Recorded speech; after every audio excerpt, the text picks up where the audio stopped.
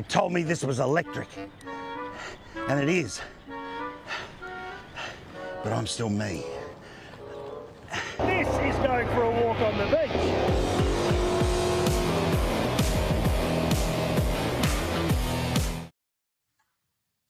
It's going to be fun, pedal-powered, whale watching and a whole lot more. We're here, of course, at the Herb Distillery, which is a spectacular location for functions and a way to hang out here in Newcastle. Now, before we get to what we've done over this incredible weekend, let's talk about some of the news that is around.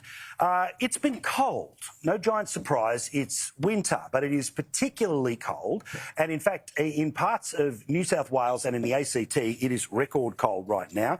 In fact, we told you last week that Goulburn was colder than Antarctica going into last week. They were -10 when the station in Antarctica was -8.5. Well, now we're in a scenario where June has been the coldest month of winter in now nearly 20 years in parts of New South Wales. Canberra is getting ready for one of the coldest nights it's had in a long time in living memory.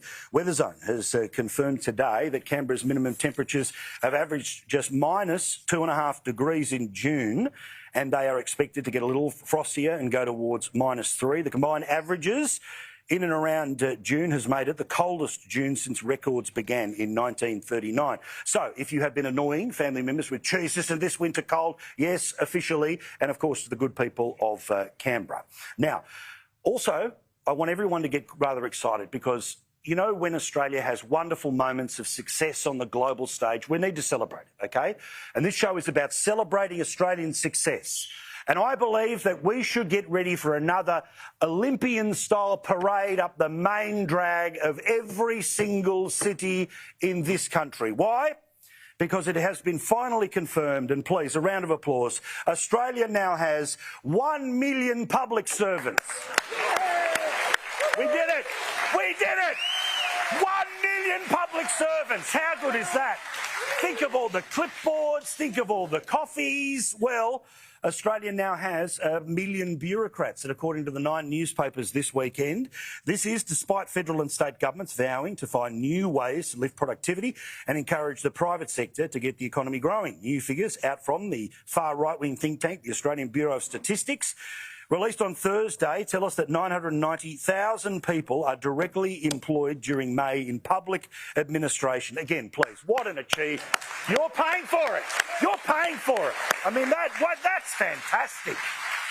Oh, what a joy. Honestly, congratulations to everyone. And, of course, the Treasurer is getting ready for his productivity summit in the next few weeks. And if only there was an idea about reducing... Oh, that's right, the election happened, didn't it? So that isn't going to be happening anytime soon. Meantime, people working in the private sector, guess what? The majority say that they are currently underpaid and they want pay rises of up to 20%. Almost 3 in 5, or 58% of people, spoke in this survey, presumably by the Pons Institute. I don't know until I know the reference. That's what I'll always say. Australians believe they're not being paid enough appropriately and they want higher salaries, are justified particularly. What they bring to the role and the duties that's required them according to new research. 58%. Hands up who thinks they're being paid enough. I just want to double check. I thought that might be the case. So I don't know who was lying in this survey, but to whoever was sucking up to the boss, you're not helping, OK? Unless it's 100% of people saying that they want a pay rise, then clearly it's not what people will think in the private or public sectors. Something that we never talk about enough in Australia is food supply and food security. I know there's plenty of people in the audience who would think about this over times, but we learn that in the age of Trump, when we are talking about things like military spending, and the military spending is the only way that we can keep ourselves safe, regardless of what the threat be it friend or foe, where we get our food from matters. Let me explain a little further here today. A bloke from the ANZ, and what a business card he's got, the head of Institutional Food, Beverage and Agriculture. What a business card. Said that Australia particularly is starting to rely upon imports, mostly from places like China and the Middle East. We're talking, of course, about things like food. For more than 90% of our fertiliser, as well as our herbicides and pesticides, Australia also is importing a surprising amount of food, including half of all pig meat eaten in Australia is imported. Much of our processed foods, the ingredients for manufactured foods, such as bakery mixes, tinned tomatoes, cooking oils and frozen seafood. He goes on here to say, among other things, that it's pretty important because the entire food supply chain matters. We have to look at our biggest vulnerabilities and where the inputs are. On the food side, the Australian dairy production continues to decline while imports are continuing to increase. Are we prepared to put up with increasing reliance on imports when vulnerabilities and trade shocks may take place? Now, if you're in the room, have a look at a big screen. If you're at home, keep doing what you're doing now, because have a look at this. Almost 20% of all fruit and veg in Australia is imported into the country.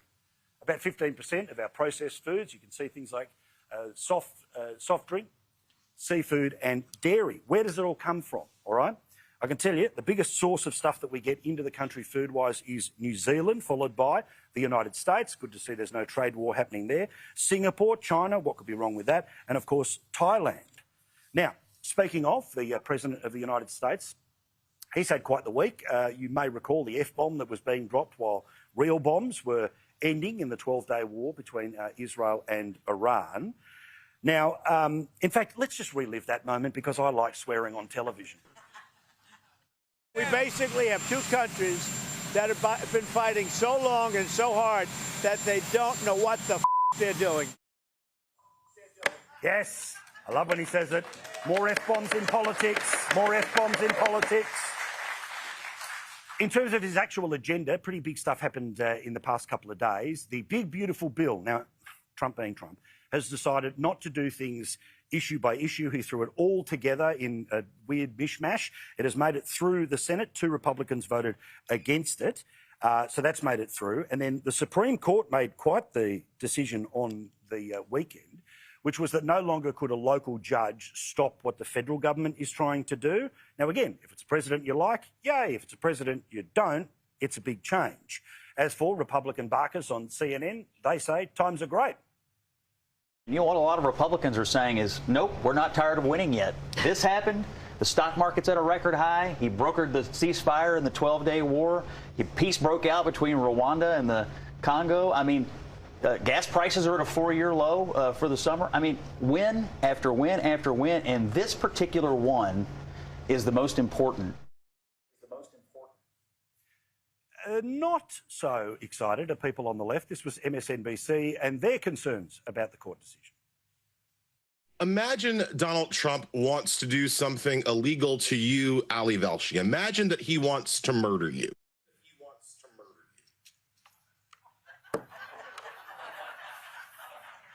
Let's talk about Newcastle in this beautiful part of Australia, of course.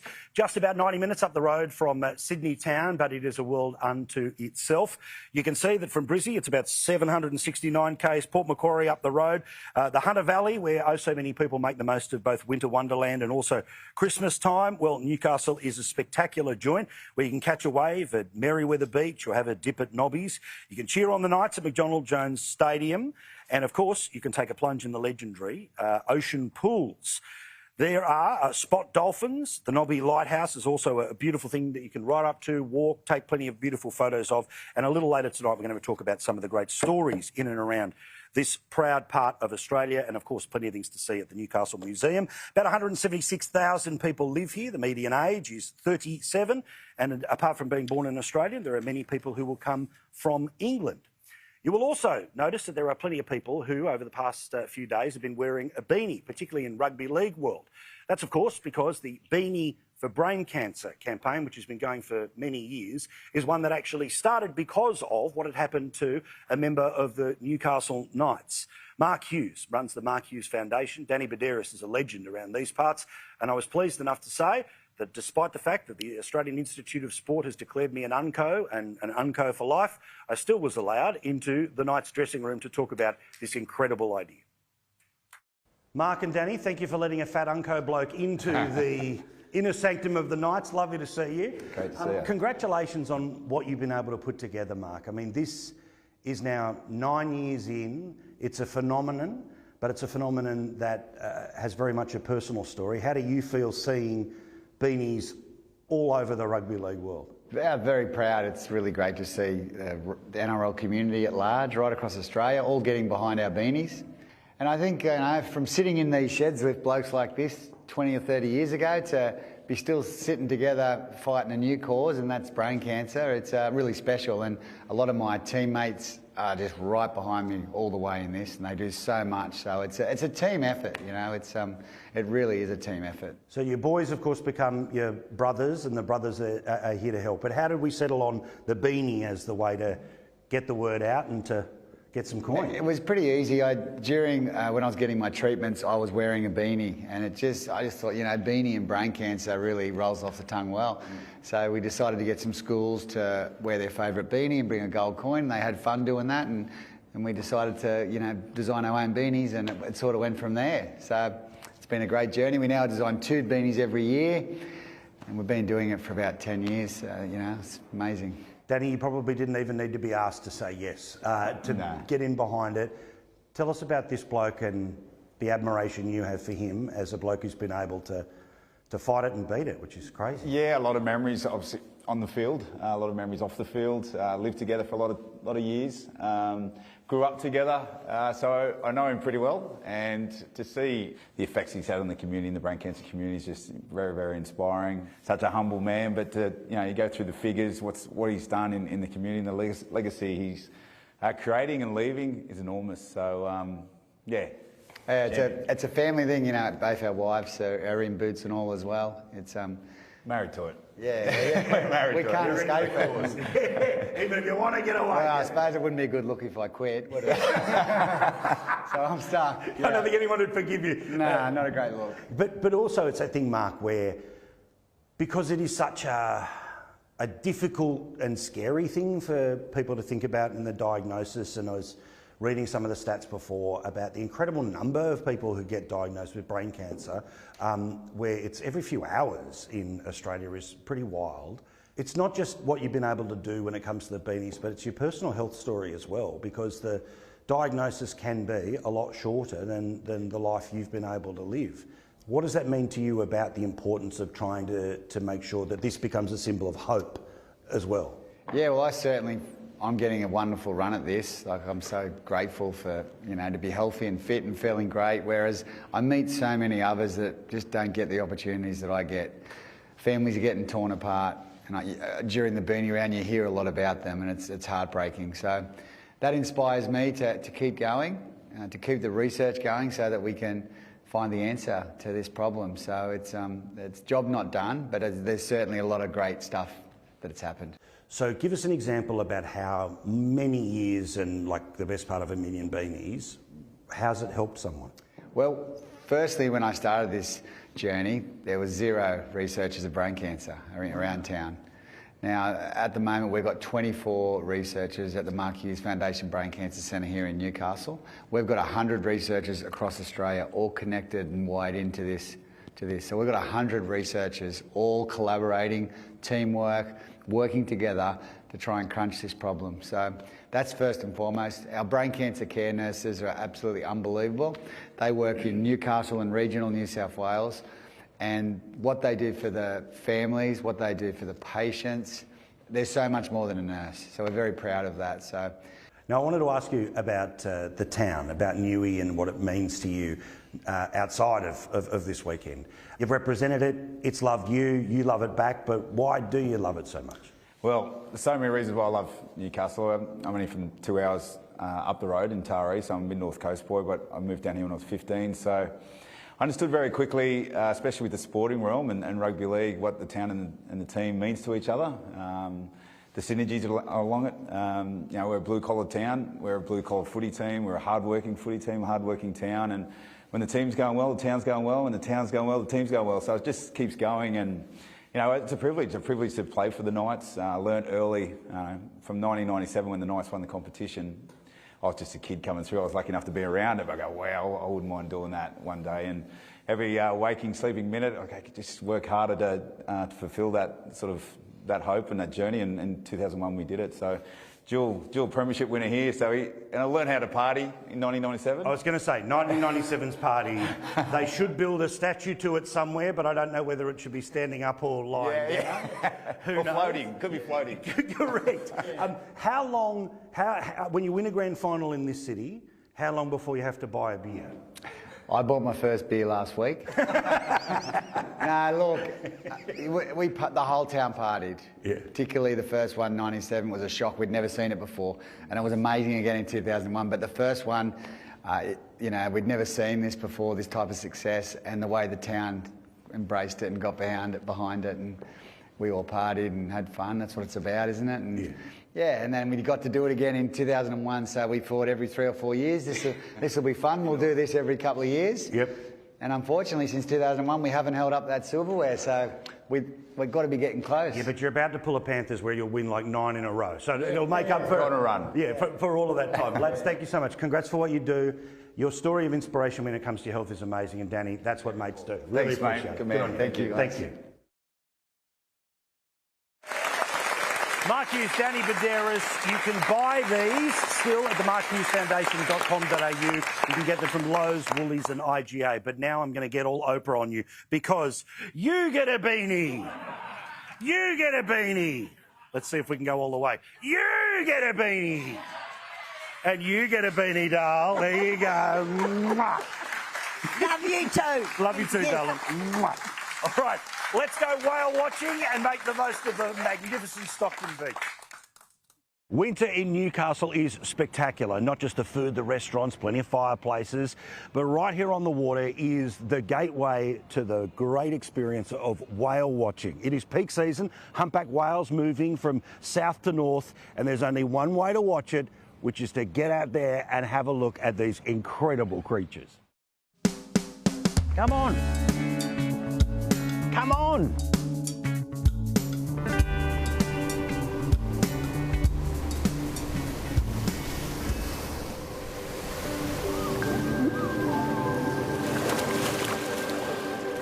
So at the moment we're definitely in peak season without a doubt, so that June, July, they were a little bit late to start this year, but they've certainly come in mass and numbers. So why are they always coming up? Why do they, is it play? What are they doing? Look, when they breach, there's a number of things they can breach for. Possibly play, exactly. Communication is a massive one, like when they're communicating to whales further out, and also to clean themselves of barnacles and any of that thing that would restrict their great flow through the water. And the size, I mean, obviously you see them all, you see babies all the way through, but how big do they grow? How big are they? Look, a fully grown female can be up around 16 metres, 40 tonne. Our boat here today is about 12 metres and fully loaded 7 tonne. Wow. You can kind of tell that when you're filling this up with bulk, that's a big whale.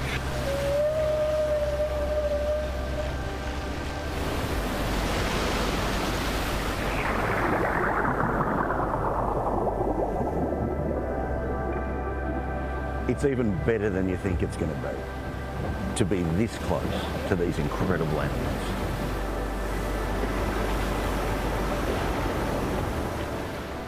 These animals are just unbelievable to see with your own eyes. You've got to do this anytime you come to Newey. And speaking of whales, let's watch one on a beach.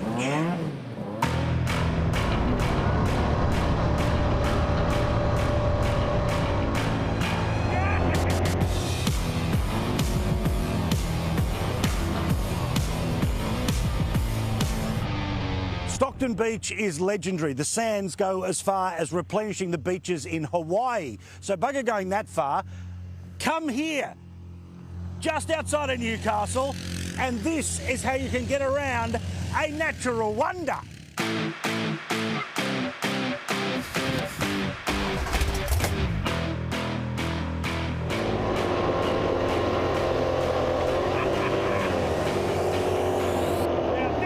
Going for a walk on the beach.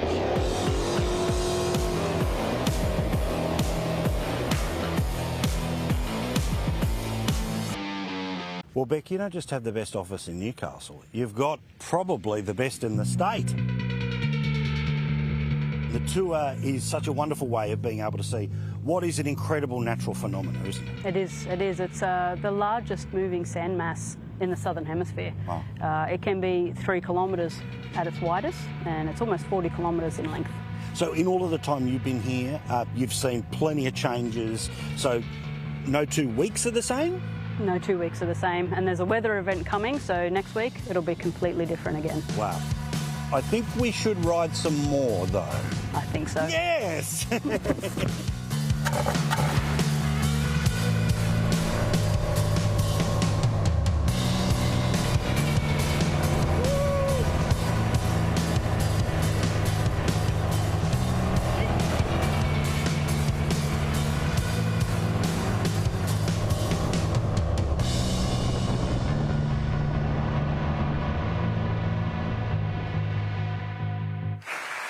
Yes, I do this for a job.